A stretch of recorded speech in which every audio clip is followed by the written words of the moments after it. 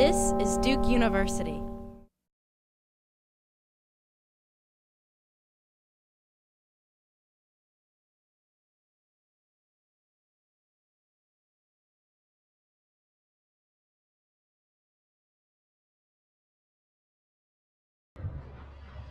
Good afternoon. Good afternoon. So, here at Duke, I work in the Office of Global Strategy and Programs. And I do concentrate mostly on the China initiative, but there are, of course, many, many different countries that Duke faculty and students work in and do research in. And sometimes the question comes to us, why should Duke be so globally engaged as it is? And I think that there are a number of answers, among them some of these. That 21st century leaders have to have global imagination and education, regardless of what field they're actually working in. And very importantly, I think, is that talented faculty and students are going to be drawn increasingly from global pools, not just national pools. It's quite clear, I think, that some of the world's greatest challenges in things like medicine and the environment do not have geographical boundaries. They cross over from one country to the other. And in our office, our hypothesis is that all of the great global universities of the 21st century will have this global character. So you can come back in 25 years and we'll see if that's the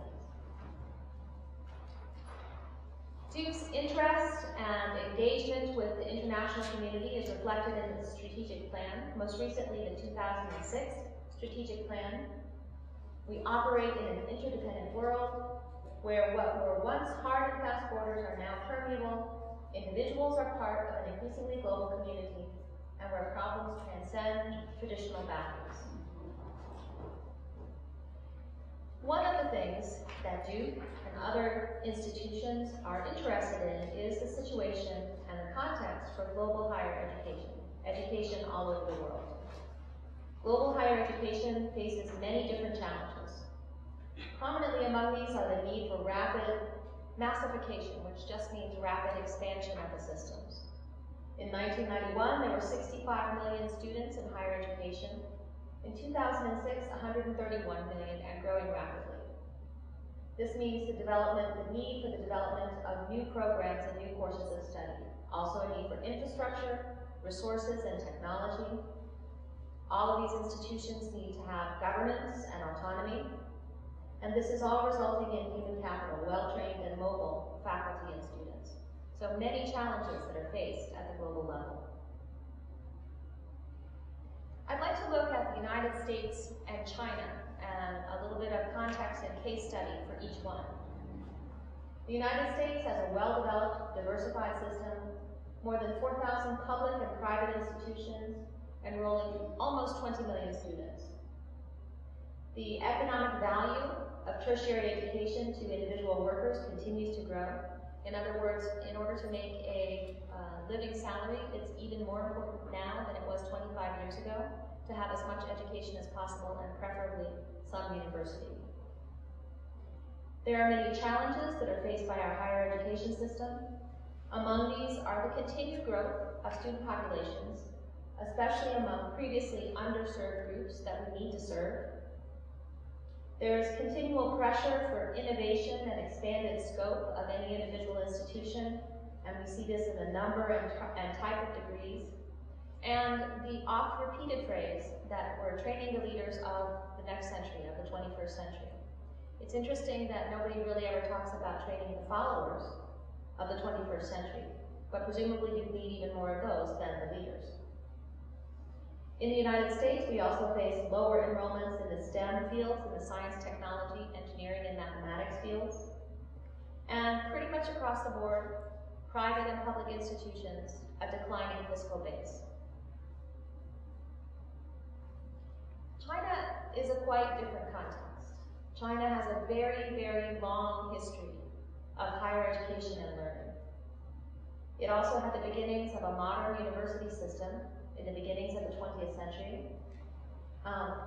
There was then a transition to a highly centralized, hierarchical, specialized educational system based largely on the Soviet model in the 1950s.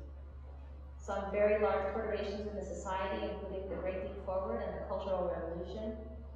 And following that, since the late 1970s, a gradual opening up and government support in the context of a rapidly economically developing country. There is, of course, with China a focus on expansion or massification, but also a recognized need for excellence. In the early 1980s, there were perhaps 1 million students in higher education, 13 million in 2001, and currently more than 20 million students. And you can see here in the blue line the increase in population of higher education from 1998 to 2009. And I believe that this is probably the most rapid increase in terms of absolute numbers and percentages that we've ever seen. And China surpassed, several years ago, the US total enrollment in higher education. So you can see what kind of pressure this is going to put on the system in terms of rapid expansion and need for places for students. And of course, this is not the end. The current percentage of the population that has higher education is 10%, and China wants to move quite quickly by 2020 to about 20%. Just for comparative purposes, in North Carolina, these same figures are about 25%, and across the United States, about 27%. Public institutions play a very important role in China, in contrast to the situation in the United States, which has many more private institutions.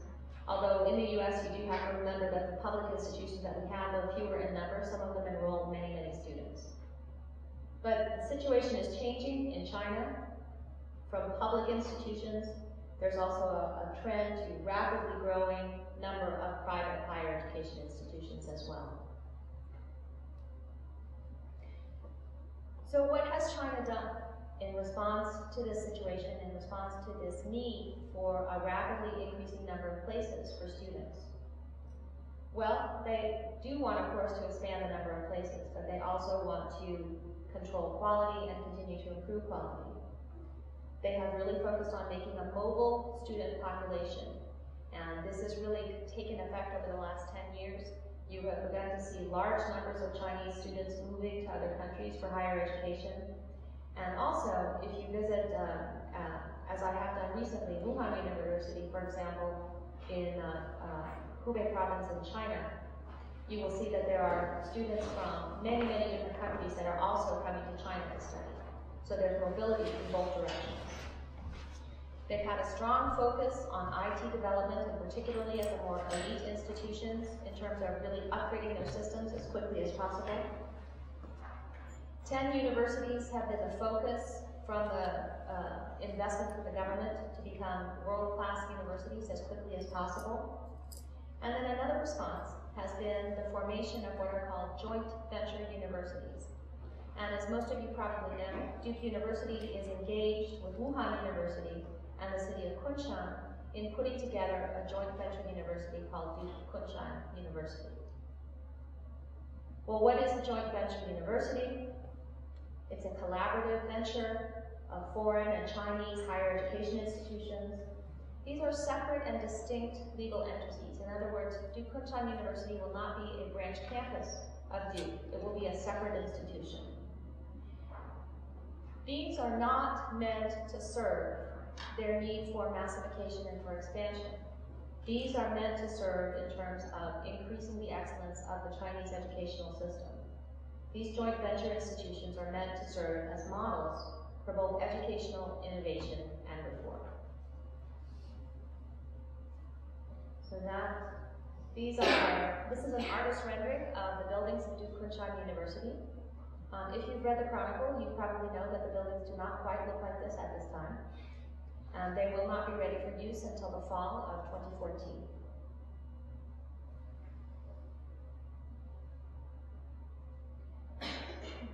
In terms of the effect that a joint venture university will have, I think we have to look at the aspirations of all of the different partners.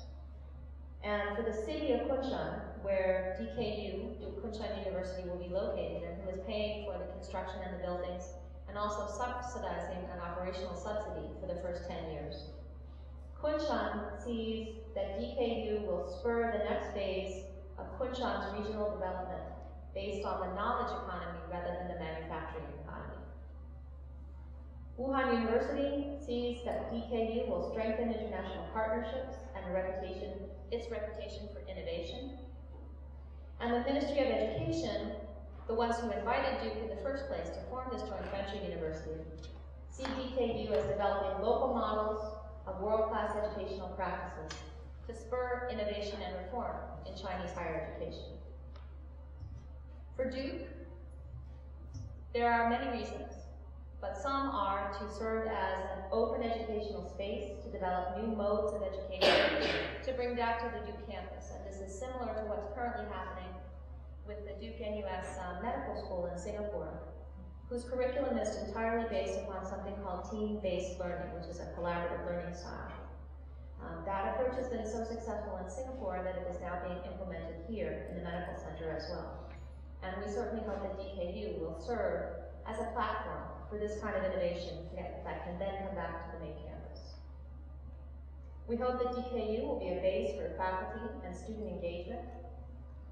And we do hope to have first mover advantage over the next 15 to 20 years, anticipating the demographic changes that are coming and the need to be competitive with the faculty and student pool that will be coming out of China.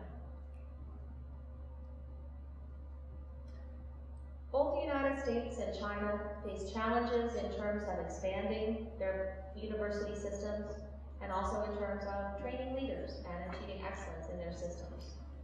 It looks to us as if there's some opportunity for these two countries to work together to meet each other's needs in higher education.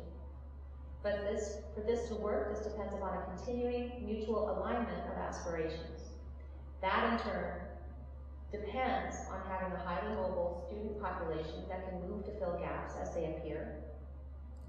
It also depends upon the existence of, in a place like DKU, open academic inquiry and academic freedom.